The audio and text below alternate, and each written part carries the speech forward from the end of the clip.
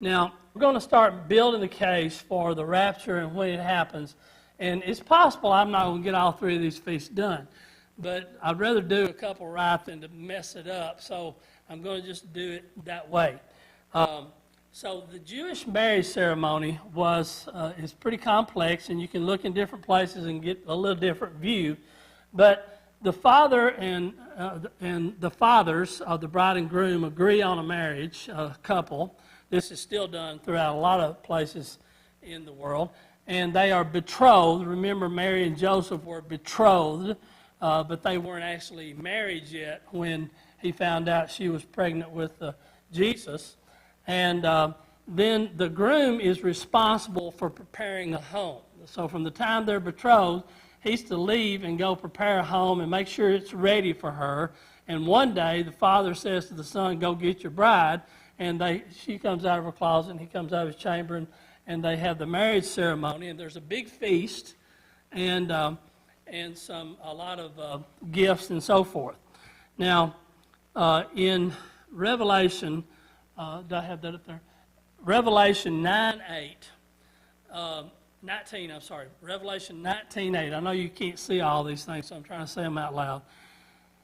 It says, "The bride was arrayed in fine linen, clean and white." And you know, if I had to make the case for every point, it'd be a long night, but the church is called the bride of Christ. The Jews are never called the bride of Christ. They're the chosen people. The bride of Christ is the church and not the Jews. Both of them have a prominent place in end times, but they're different, and they're handled different. And the judgment seat will happen when the church is called out. That's when God will take all of his people. And if you'll notice when you read about the judgment seat, it doesn't talk about any punishments. It said their works were tried whether they were good or bad, and gifts were given. And it talks about crowns given and so forth. And the opposite things happen at the great white throne judgment when all the rest of the dead are risen from the dead. There's a judgment. You say, well, that could be guilty or innocent, but there's nothing mentioned about anybody being innocent at the great white throne. All of them, it just says, are cast into the lake of fire. So there's two judgments, one for those who are saved, one for those who are not saved. And again, we're not going to go into all those details, but anyway, the wedding feast usually lasts for about 7 days. And Revelation 19:9 says, "Gather together for the great supper of the great God, the marriage supper of the Lamb." Now, looking at this rapture in relation to the millennium, which is the 1,000-year reign, we started talking about this last week, and I don't want to spend too much time, but the question is there going to be a rapture, and when is it going to be? And it's always mentioned in relation to the millennium, the 1,000-year reign, and the Great Tribulation. So is it going to be before or after either one of those? So you have several positions. You have pre-millennial rapture, meaning that it's going to be before the 1,000-year reign. Most people agree with that. Not everybody. The post-millennialists obviously don't. But notice that you can be pre-tribulation rapture, meaning that there's going to be a rapture before the Great Tribulation, also before the millennium, but before the Great Tribulation as well. There are people who believe that the church is taken out in the middle of the Great Tribulation. They're called premillennial, mid-tribulationists. And then you have folks who believe the rapture comes after the tribulation. No, the church stays throughout the whole tribulation, and then is taken out before the kingdom, the 1,000-year reign, the millennium. The post-millennialists basically don't have a place for a rapture because what's the point in taking out the church if God's ruling on earth? You see that point? And then amillennialists usually spiritualize everything in Revelation instead of calling it anything literal at all, so they don't have a real position on this. So again, I told you last week that what I'm teaching and what your pastor and pastors believe, and what I think most of you believe, is that the church is going to be raptured or taken out or snatched up before the Great Tribulation, which is before the millennium, before the kingdom. So that would be called premillennial premillennials and pre-tribulational premillennials. So you get all those words put that together. So it's before both of them. Now this is this thing I've got printed out. I printed some more if anybody needs them. Now this takes you all the way through the book of Revelation. I'm not trying to teach Revelation, but I'm getting sidetracked a lot. So let's try to answer these questions now. Will there be a rapture? Is the rapture different from the second coming? Is the Great Tribulation literal? I need to find my notes here, so looking up there all the time. Is the Great Tribulation literal? And if so, how long will the tribulation last? What's the purpose of the Great Tribulation? And if there's a rapture, when's it going to occur? And he just told you, I don't have it, but I think it's somewhere in my notes. I'm kidding. We don't know when the church is going to be taken up. So we'll try to answer those questions tonight. Now, we read this a little bit before, but I'm just going to highlight it. 1 Corinthians 15, 50 through 53. Paul teaches the Corinthians, he said, first of all, y'all stop being so worried about your people who've already passed. They're going to go up before you go up. And he says, in the twinkling of an eye, the last trump, for the trumpet will sound. And then it says the dead will be raised, and they'll be before us. And then we, who are alive and remain, will be changed, and we will be put on immortality. This body's mortal, and it won't last forever, so we have to have a different body. The details of this are better given in 1 Thessalonians when he writes to the Thessalonica church. And this is in 1 Thessalonians 4, 13 through 18. Just highlights again, we read it last time. Those who are alive and remain shall not prevent them that are asleep. In the King James, that means we're not going to go before them. They're going to go before us. And the Lord himself shall descend from heaven. That sounds like the second coming, don't it? But listen, keep listening closely. It will happen with the shout, the trump of God. Most people believe this trumpet we're talking about is actually the voice of God, but I'm not going to get into that tonight either. Then he says the dead in Christ will rise first. That's the same thing he said to the Corinthians church. But he adds some details here. We will be caught up, that's where we get the word rapture, snatched up, together with them, where? In the clouds.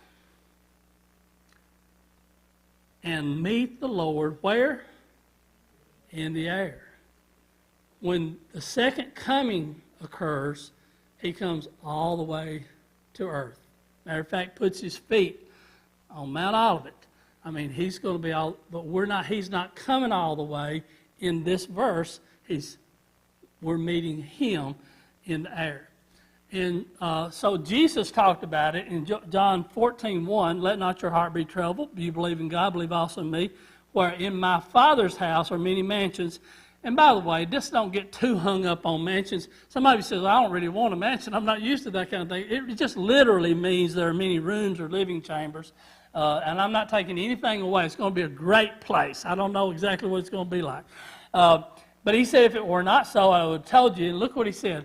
I go to prepare a place for you.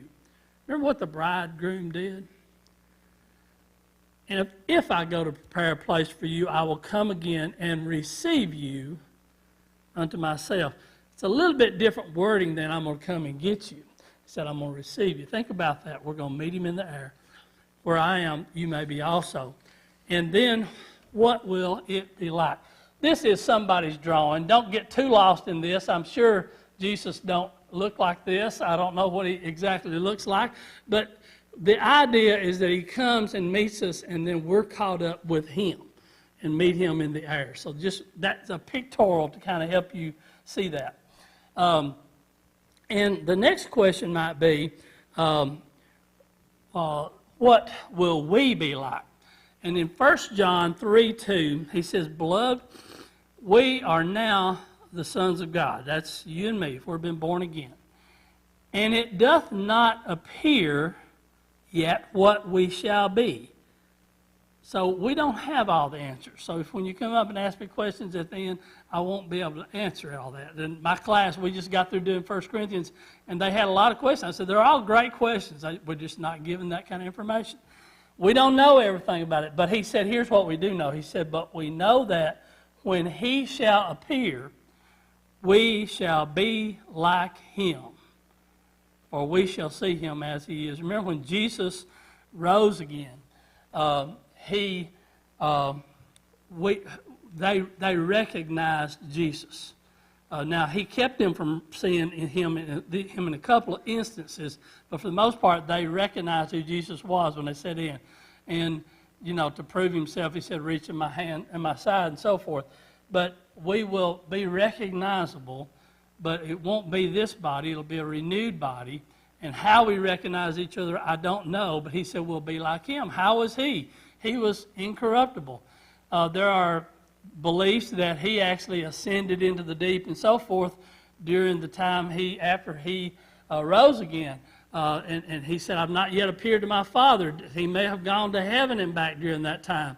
At one point he said, don't touch me yet. I've got to do that. And so I don't understand all that. I don't have all the answers to that.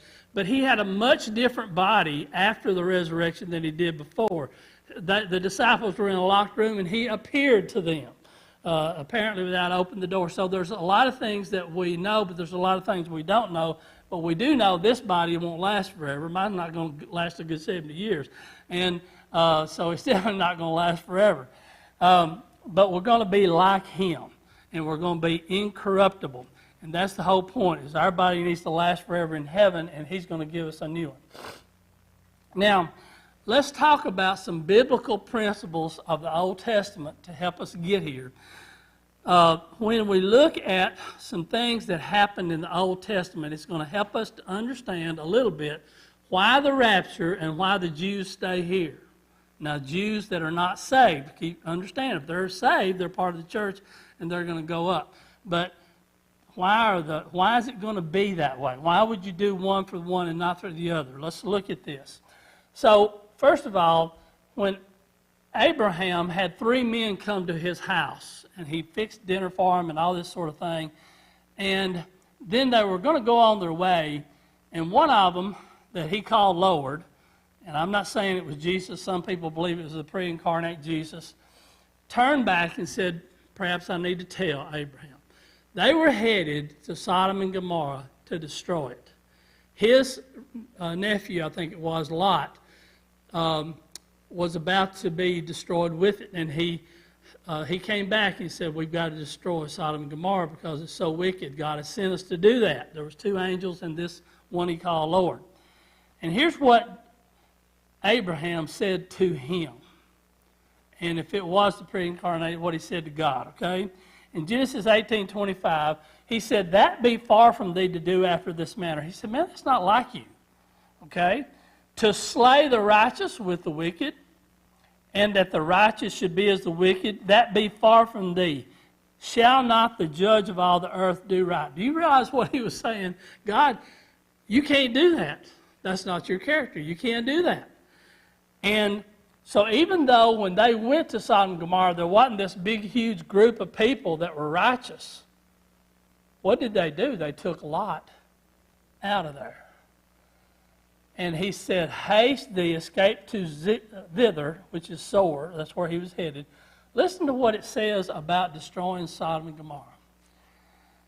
For I cannot do anything till thou be come hither. Until you get out, we can't destroy Sodom and Gomorrah. Jesus is going to call the church out before the Great Tribulation. That's a biblical principle. Let's keep building on that, okay? Let's look at Enoch and Noah. In Genesis 5:24, it says, Enoch walked with God, and he was not, for God took him. So there's a thing called types in the Bible, which means examples of. Enoch is a type of the church in that he was removed from this earth before the flood. A lot of people have a lot of good questions about what was going to happen to Enoch. I'm not getting into that tonight. But in Genesis 7:7, because I don't know, it says, now we're at the flood. Enoch's been removed right before it. Then it says, when Noah went in, talking about the ark, he and his sons and his sons' wives with him, into the ark because of the waters of the flood. Noah is a type or an example of the Jews in that he's going through the flood, but he's going to be protected in the flood. The Jews are going through the tribulation, but God knows how to protect the Jews. That doesn't mean all of them are going to live. Not all people who are saved during the tribulation are going to live either, but they're going to live forever, right? Now, let's look at another biblical principle. Let's look at the Old Testament in Daniel's time. And this is while they're in Babylon. And these three men, Shadrach, Meshach, and Abednego, fell down in the midst of the fiery furnace. And it said the fourth looked like the Son of God. Where was Daniel? You know, the Bible doesn't say he wasn't there. But those three men went through the fire. Daniel is a type of the church in that he's not in this tribulation, this fire. And the three children, the three brothers there, not brothers, but just Jews, went through the fire. But God was with them, right? Protected them during. So you see this principle of something being taken out while another thing is left in it but protected during it. So God has a plan for the church and he has a plan for the Jews.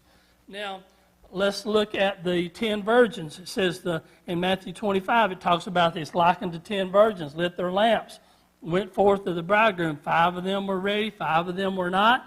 And when they came to go buy something, it was too late, and the door was shut. And it says, watch therefore, you know not neither the day nor the hour which the Son of Man cometh. You see these 5 that are locked out, these 5 that are in. So there's a principle of separation there.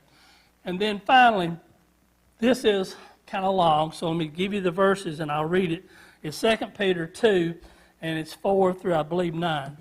Listen to what it says, because this is in the New Testament, backing up what we're just talking about. For if God spared not the angels that sinned, but cast them into hell and delivered into the chains of darkness to be reserved to judgment, and spared not the old world, but saved Noah, the 8th person, the preacher of righteousness, bringing in the flood upon the world of the ungodly, and turning the cities of Sodom and Gomorrah into ashes, condemned them to an overthrow, making them an example unto those that should live ungodly, but delivered just Lot, vexed with filthy conversation of the wicked, for the righteous man dwelling among them in seeing and hearing, vexed his spirit soul from day to day in their unlawful deeds. Listen to what it says in verse 9. The Lord knows how to deliver the godly out of temptations and to reserve the unjust to the day of punishment to be punished. So God knows how to pull out, he knows how to protect in, and he knows how to punish no matter where you are. Okay? God knows all that. It's way above our heads, but it is God's way.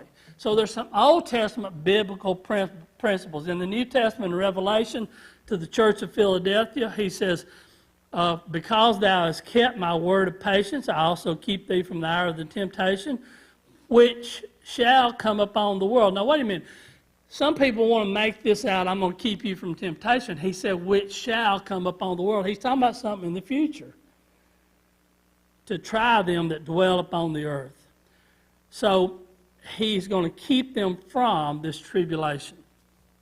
So he's saying, I'm going to not protect you from it, I'm going to take you out of it, remove from it altogether. And then another principle talking about the rapture. Everybody will tell, many preachers will tell you, we don't know the hour and the day when he's going to call the church out, but that's the next big thing. When I talked to Tina's group, I said, are you going to miss the next big thing? The next big thing is the rapture of the church. Nothing else has to happen that we've been told for God to call the church out. So you have to be ready. We don't know the hour of the day. And it says, Jesus says, he don't even know it, which I don't understand, but that's what the Bible says. But there's imminency to his rapture. Many verses teach us to watch. Here's a few. Mark 13:33, not going to read all these. 1 Thessalonians 5:6, 1 Peter 4:7, Revelations 3:3. But let me read Matthew 25:13, Jesus' words. Watch therefore, you know neither the day nor the hour when the Son of Man cometh. So this is talking about the imminency of the rapture of the church. Now, Wrath and tribulation in the Bible are the same thing. And one of the things that's just been amazing to me in teaching the Old Testament is how careful God is with words. And when he uses that day, for instance, I did a search on that phrase, the great day of the Lord or the day of the Lord, and every time it's talking about a future event, the end times. It's not talking about like next week on the day of the Lord. He's talking about end times. And that phrase is so carefully used throughout the Bible. So is the wrath of God, even though it is used more liberally in different places. But the Great Tribulation is the wrath of God. When Jesus came the first time, he came with mercy. He came with forgiveness. He came with another way, a new way to find peace with God that was promised in type in the Old Testament, meaning the Passover and so forth. We can see the example there. But he had to literally do it. When they gave a sacrifice in the Old Testament, he says, really the blood of a sheep doesn't help you save you from sins. But it's pointing to a Jesus that's coming that will. And he's the finisher of that. He's the one that you don't have to kill anything else because he is the final end all for that kind of sacrifice. But he's a greater sacrifice than they ever was. And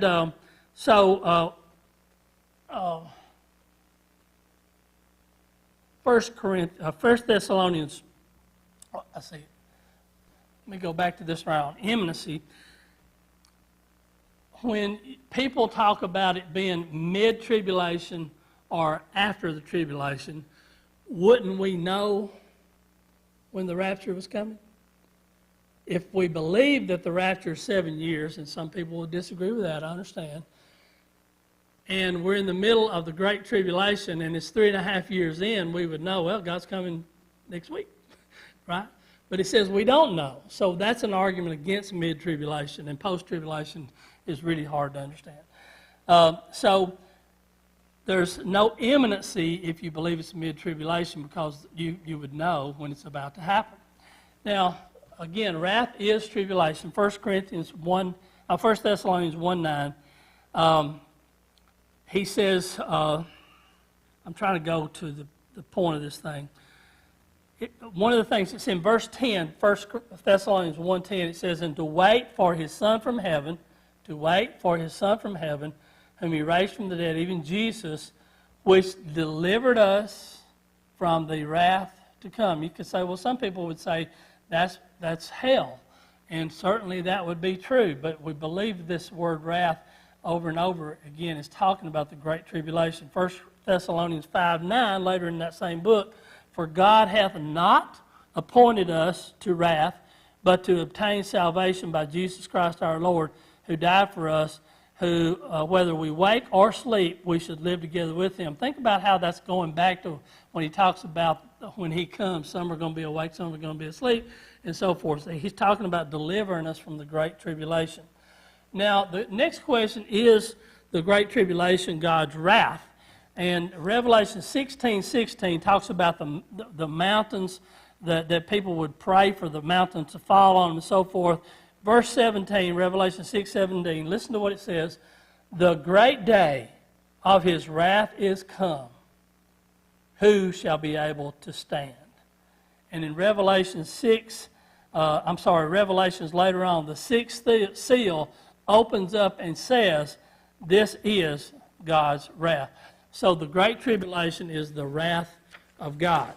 Now, let's talk a little bit about this timing thing, because some people says, well, the rapture is not in the book of Revelation. First of all, the rapture, the word, it's not in the Bible anywhere, because it is just our English version of the phrase snatched up or caught up. So I agree with them, it's not there. By the way, I read a thing on Facebook this week, because, everything on Facebook's right. And it said, why are we talking about the gifts of the Spirit and when the rapture is going to come instead of telling people about Jesus? Let me tell you something. Amen. This is fun. This is good. I love talking about this. But there's not anything more important than you telling somebody about Jesus tomorrow. Whether you get the rapture right or not ain't going to make a lot of big difference to them. So while that may have sounded a little sarcastic, I agree with them. the number one thing for us to do is tell people about Jesus. But the question is, if the rapture is not in the book of Revelation, well, is it not in the book of Revelation? First of all, just using the KJV, and you can use other versions, but the church or the churches are mentioned 19 times in the first 3 chapters. That's when he says that I want to talk to the church from this, Philadelphia, church from Laodicea, and so forth. So church is just used over and over again, 19 times in 3 chapters, and there's 22 chapters in Revelation. From chapter 4 to chapter 20, it's not mentioned at all. From chapter 4 to the rest of the book, it's only mentioned once, and that's in the very last part when he's talking about summarizing what he's done for his church. So the question is why? Do you understand that chapter 4 through 20 is talking about the Great Tribulation, all the bad things that happen, the 6 seals and so forth, all these bad things that are going to happen, and the church isn't mentioned one time. We say, well, it's no big deal. They just didn't use the word church. They used it 19 times, first 3. Isn't that strange to you? And then you get to the very end where he's talking about the rewards and so forth, and he mentions church again. God knew how to use the word church, and John knew how to write it. The church wasn't here from chapter 4 through 20 because that was the Great Tribulation. The rapture is there. And what happens at the end of chapter 3? What does it say? John said, and then I was what? Caught up to heaven. And then I saw this, this, and this. You just saw the type of the rapture occur. It happened to John. I was caught up. And then I saw Christ and so forth, that we see the Lamb as it had been slain. It's a great scene. So the rapture is typified in the book of Revelation. You have to read the whole thing and put it all together, but it's there so often in the first 3 chapters, but not at all in chapter 4 through 20. So why would it be missing? So I almost didn't put this slide in because it's a little bit sarcastic, but so I have heard this said, why would Christ, who's going to come back to meet his bride, beat her up for 7 years before taking him in? So that's a little sarcastic, and I apologize. And then we have this phrase in the Old Testament called Jacob's trouble. Why Jacob's trouble? Why not the Caucasian trouble? Why Jacob's trouble? So in Jeremiah 30, verse 3, it says, for lo, the days come, saith the Lord, I will bring again the captivity of my people and Judah, saith the Lord, and I will cause them to return to the land that I gave to their fathers, and they shall possess it. You know, something big happened in 1948. Did you know that? 2,000 years ago without having a country or more than that, and suddenly they're back in the land, and what are they doing? They're having to build like crazy because more and more of them are coming back to the land. There's a great return of the Jews to their homeland, and it happens despite them getting attacked every day. It happens despite them being just a little bigger in New Jersey. All this stuff is just amazing that how much power has been conglomerated into this little bitty country, but it's God's people, okay? Please pay attention to that. And he said, I'm going to cause them to come back. And then later in that same chapter, he says, alas, for that day is great, and there's none like it. Look what he says. It is even the time of Jacob's trouble. I just told you a good thing, didn't I? But he said, actually, it's the time when the trouble for the Jews begins. But he shall be saved out of it. While they're going to be here in the tribulation, that's why it's called Jacob's trouble. It wouldn't be Jacob's trouble if they were pulled out of it, right? They're going to be there, but he's going to be saved out of it. He's talking about the Jewish people, Jacob's people. They're going to be here, but it's going to be they're going to be protected. And also notice that they got called too. We got called out. They got called in. You see, the trumpet sounded for them too. The Feast of Trumpets happened. Now, let's look a little bit more about the Great Tribulation being predicted in Deuteronomy 4:27 and some other verses. The Lord shall scatter you. And as that happened, the Jews, he warned them. He said, if you don't follow God and you start doing idols, he gave them all these warnings. And he said, I'm going to scatter you among the nations. We call that the diaspora. That's the 10 tribes that have been scattered throughout all the world. And ye shall be few left in number among the heathen, whither the Lord shall lead you. Then in verse 30 of chapter 4 of Deuteronomy, it says, when thou art in tribulation, and all these things are come upon you, you say, well, they're talking about just troubles they're going to see. No, what he says, even in the latter days. He's talking about the distant future, the latter days, this end times. He says, if thou turn to the Lord and shall be obedient to your voice, he tells what can happen to him. In Daniel 12:2, at that time shall Michael stand up, that great prince which standeth for the children of the people. We learn in Daniel that special angels have special territories. And Michael is the great angel of the people of Judah. And he says, the one that standeth for thy people, okay, there shall be a time of trouble such as never has been since there was a nation, even so to that time. And at that time the Jews shall be delivered, every one of them that's found in the Lamb's in the book of life. Do you notice how Jesus talked about the Great Tribulation? He said, then will come a time of trouble such as never has been or never will be. And he's using the same language that's used here, talking about the Great Tribulation.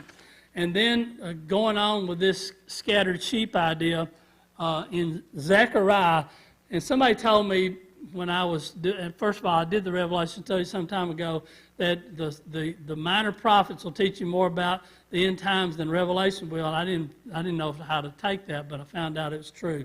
Zechariah being a key one. Awake, O sword, against my shepherd. And I don't read the whole thing. What it says in verse 9, I will bring the third part of them through the fire. Bring them through the fire. Shadrach, Meshach, and Abednego. Remember that? He said, I'm going to do that to the people. And I'm going to refine them as silver is refined.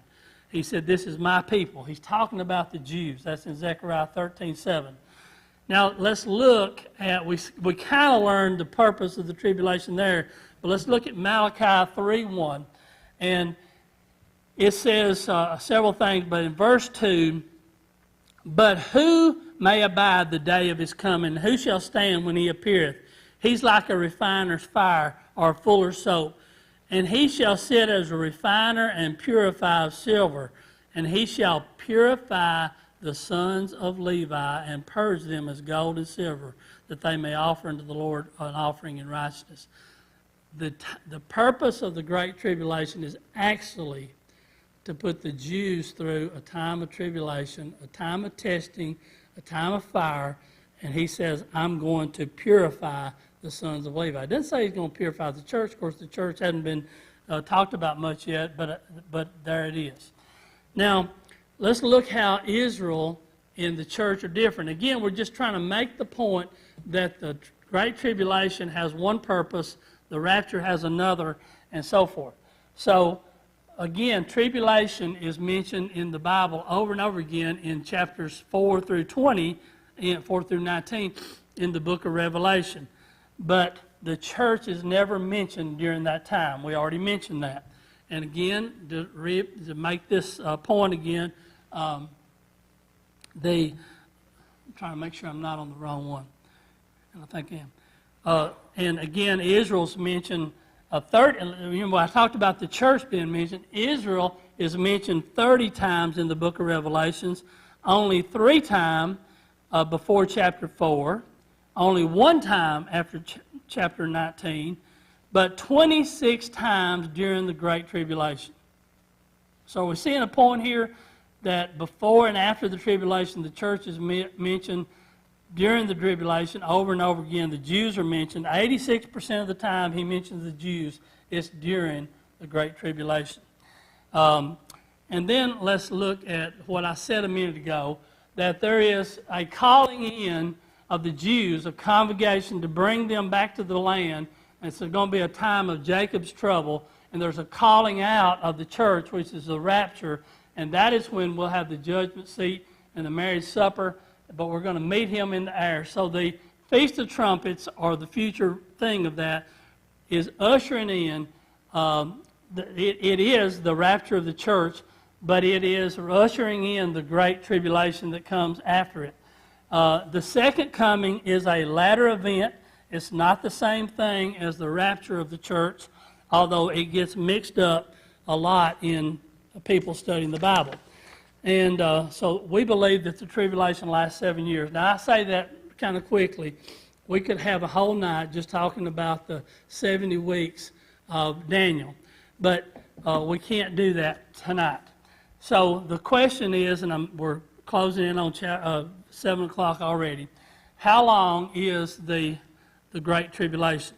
In Daniel 9:27, and he, talking about the Antichrist, shall confirm the covenant with many for 1 week. And in the middle of the week he shall cause sacrifice and oblation to cease. And for the overspreading of abominations he shall make it desolate, even until the consummation that is determined to be poured out upon the desolate.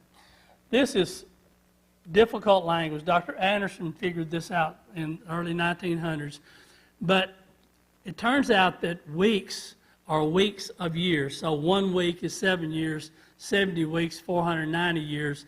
And when you figure it up that way, the first 69 fulfill the time from the Israel returning out of Babylon to serve again in the temple until the time Jesus came back and rode in on the donkey back into Jerusalem. That turns out to be almost exactly 483 years. So there's 1 week left. And so everybody's tried to make that the destruction of the temple and so forth, but it doesn't add up. And we again see what? This great pause, just like the feasts, and it is the church age. And remember I told you that God doesn't ever use times and measurements when he talks about the church. He does it all the time when he talks about the Jews. When he talks about where the Jews are going to be, he says it's this long, this high. But he doesn't use the same thing with the church. And he doesn't give times. It's an indefinite period called the church age. So we have a pause in week 49.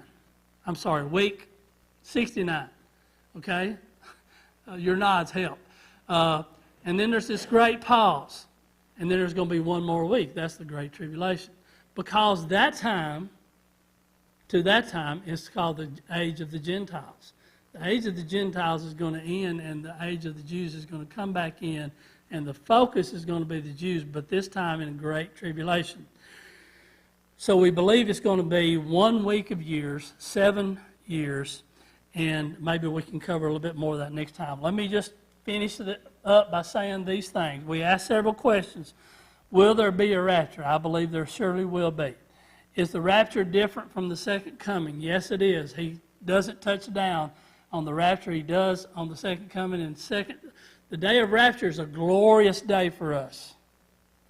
The day of his second coming is not a glorious day unless you look at it from God's point of view when he says, I've got to punish sin. Okay? It's going to be a terrible day for the earth. That's when it talks about blood being up to the bridle's bit and everything. You know that no details are given about the Battle of Armageddon. It just says he comes and then there was blood. It doesn't give any gory details. You ever notice there wasn't any gory details about the cross? We've had to learn about that from history.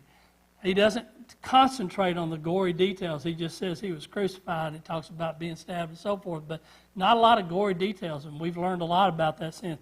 There's no gory details given about the Battle of Armageddon. It just says he comes back and there's a sword in his mouth, and it's not good for the ones that are left. Now, the next question we asked was, is the Great Tribulation literal? It's not a just spiritual thing. There's going to be 7 years of Great Tribulation. We think it'll last 7 years, and the purpose is to refine the Jews. And if there's going to be a rapture, when will it occur? I don't have it in my notes after all. We don't know. So the big question is, are you going to miss out? Are you ready?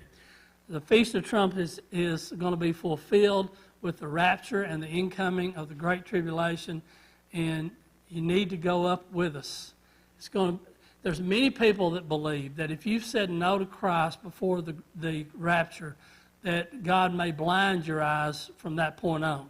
That doesn't mean people are not going to be saved. There are going to be people born. There's going to be people that have never been convicted before and so forth that will be saved during the Great Tribulation. But it's very possible that He's going to send you a great confusion because you said no at the wrong time and the door was closed. Remember Noah? Remember the bridegroom?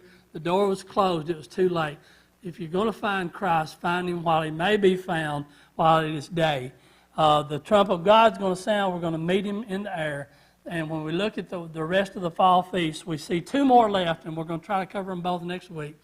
The Day of Atonement and the Feast of Tabernacles. So can you start to see that there's an argument to be made for these feasts of the Lord having future recompense? We've seen what the first four were. If you understand the rapture and the tribulation, you can see what the Feast of Trumpets are. And let me just go ahead and ruin it for you. The Day of Atonement is when Jesus comes back. There's going to be an atonement for sin. He's atoned for us, and we've been called up. But there's going to be atonement on the other side. There's going to be payment.